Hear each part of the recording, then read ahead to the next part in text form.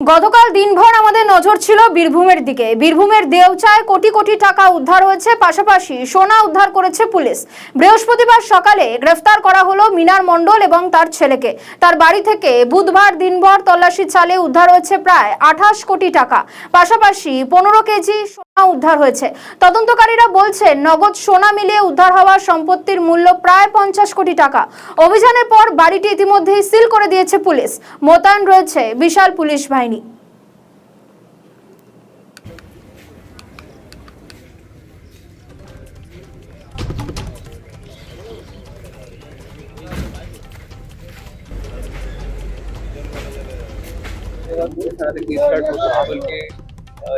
আপনাকে properly brief করে statement দিয়ে দিয়েছে সিজ হলো কি না হলো এটা